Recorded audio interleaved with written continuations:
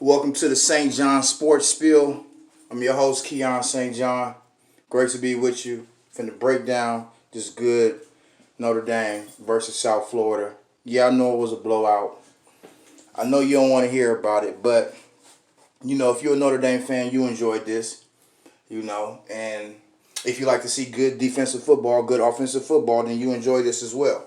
So, but of course, in this new COVID 2020, um, you never know what's going to happen. So before the game, they made some announcements that eight players were going to be out. Cal Hamilton was already going to be out with an injury. So it was seven other players that, right before kickoff, they let it be known. So, it was tough because all of these players were either freshmen or, were either starters or backups. So they all were contributors. So, which means that when the game came, it was going to be opportunities for players who necessarily haven't seen that much of the field. So you didn't know what you're going to get. So but it was a whole lot of pleasant surprises out there. Obviously, 52-0, but it. I didn't go into it. I can't say with any um, worries necessarily, but I was just had my eye on that situation. 'Cause I thought even though, the second string, third stringers was going to be in there, that should be enough to handle South Florida. But we all know that you don't always win the games that you're supposed to win. It doesn't work out like that. You don't always uh, take care of the business that you're supposed to take care of. It doesn't always happen like that. But Notre Dame did what they were supposed to do. So it was good to see. The players who was out though was Tariq Bracy, Brendan Clark, Maris Liafu. Forgive me if I messed up your name, brother. I apologize. Shane Simon, Lawrence Keys, Ovi Agofu. Forgive me if I messed up your name, brother. I apologize. And Jameer Smith. Like I said, they all were either starters or backups. So it was going to be a lot of third stringers and fourth stringers in the game, which is, which can happen at any week. This COVID 2020. Florida State, they had coach Mike Norvell. He had to sit out the game, go into quarantine. He tested positive right before the game. So here's Florida State out there without their main guy, without their head honcho. And they have to, you got to be prepared to adapt whichever way it go. Your best player could just, be gone. And, you got to do what you got to do. Not only do you have to worry about injuries, you praying your players don't tear an ACL or break a leg or break an ankle or something.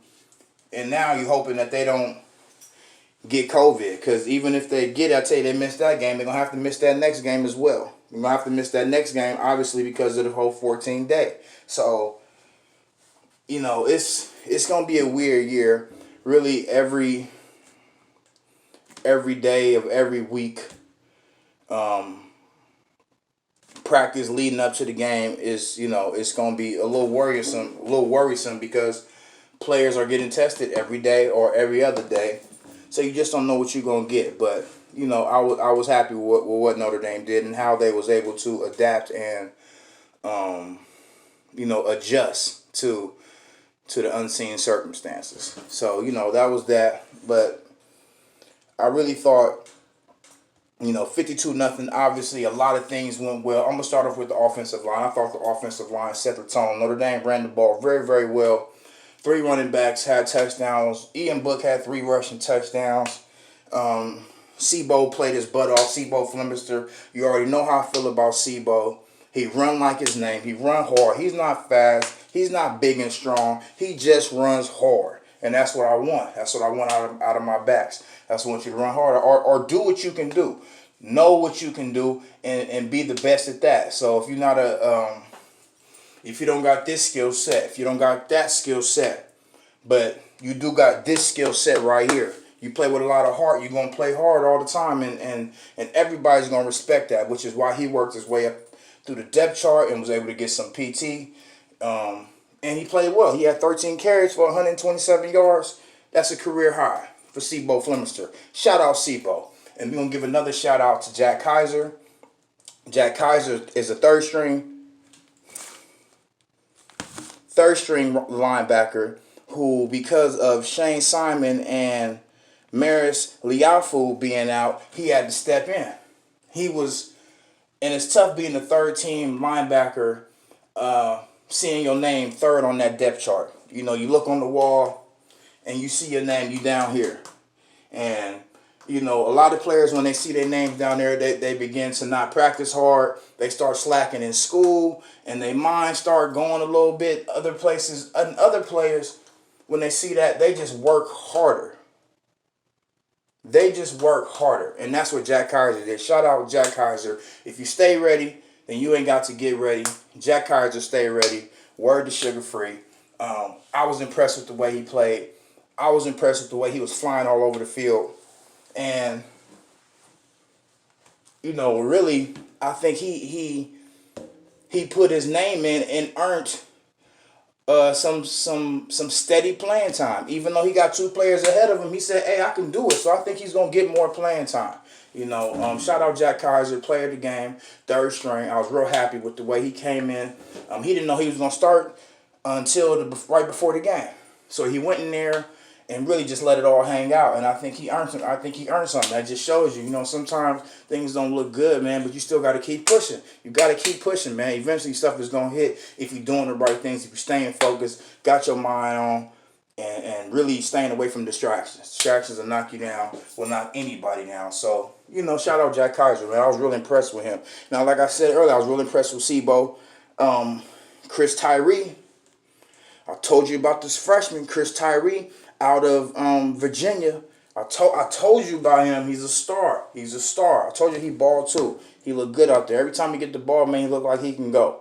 He really provides a lot of spark, a lot of athleticism, a lot of torque. You know, he got it all. He got it all, man. And he's a little guy, but he's tough. He runs hard in between the tackles. He falls forward. He breaks tackles. Chris Tyree, man. Chris Tyree. Clarence Lewis also started at corner. And really that was because Tariq Bracy was supposed to start at corner, but Clarence Lewis, true freshman, started and played his butt off. Played his butt off. And it's tough for, you know, I don't care if it's a senior or a freshman. Corners a lot of times be panicking when that ball is in the air. A lot of times that's when you see a lot of pass interference calls or holding calls on the defensive back. But the good corners, they stay cool, right? They stay smooth, right? And they never panic. And that's what Clarence Lewis was doing, and which is impressive for him as a true freshman.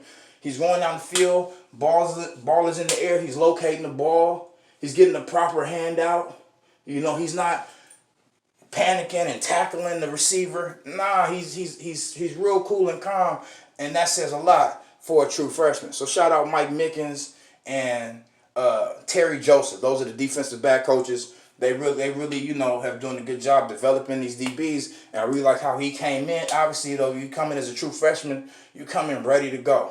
You come in ready to go. If you're already out there. You know, for him to get this shot as a true freshman, for them to put them out there, and for them not to be afraid, which means he had some good practices, and he earned their trust, and it paid off because he's going to play a lot. He's going to play a lot, you know. So that was a good win. I know it's South Florida, 52-0, but, you know, nothing's guaranteed out here, man. Anything can happen. You're appreciative of every time you get to go out there and play and put on those helmets and shoulder pads, because one day it's going to all be over and you're going to be doing something else. So, you know, you get a chance to get out there, enjoy it while you can. So, you know, 52-0. This week, preparing for Wake Forest. We'll see how it go. Opening ACC competition. So, you know, we'll see how that go, man. Wake Forest, traveling on the road. That's out there in North Carolina somewhere. Forget where they at. They are in North Carolina. I know that.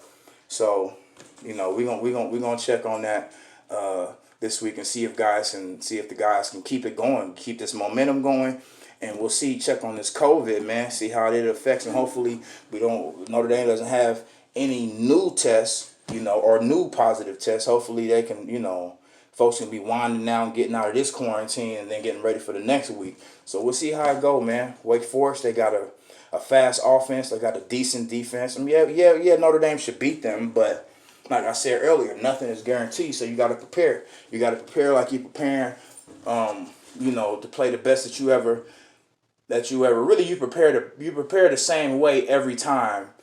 You just need your mindset needs to stay the same. That's the thing. Sometimes, obviously we all look at the calendar or the schedule and they're like, oh, we got them, they're gonna be easy. But no, it's not like that. You gotta stay focused, and if you're supposed to dominate, then dominate and do what you're supposed to do. So, that's how we going. Notre Dame 52-0 over South Florida, preparing this week against Wake Forest. Looking forward to it. And it's all good, man. Oh, wow. Yep. It's that time. I got to get going. Got some stuff to complete. And I also got to make a run a little bit later to the store. So, I just wanted to get it in, talk about this quick victory real quick, touch up on a couple things, say what we got looking forward to. We got Wake Forest, and then, Clemson down the way. Also played Louisville this week. Louisville looked pretty good. I know they lost to Miami. Miami looks good. I will say that. That quarterback, De'Ara King, he does look good. That's a transfer from the University of Houston. He's playing well. They look good. I can't front. Miami looked better than I thought they was going to look. So, I look forward to seeing when they play Clemson as well. That's going to be a tough game. So, it's going to be a good game. So we're going to see, man. This ACC is heating up. And the SEC starts this week. So they will begin playing this week. That's going to be interesting. I look forward to seeing that as well. So, I'm all in, man. You know how it go. I'd like to thank you for your time tuning in to St. John Sports, the St. John Sports Spiel, formerly known as Mostly Sports. Wanted to change a few things. Decided to. Made that happen. I like where it's going. Hey, and we on the road, man. Take this ride with me. I appreciate you. Thank you for your time. God bless. Kiss your kids. Yeah.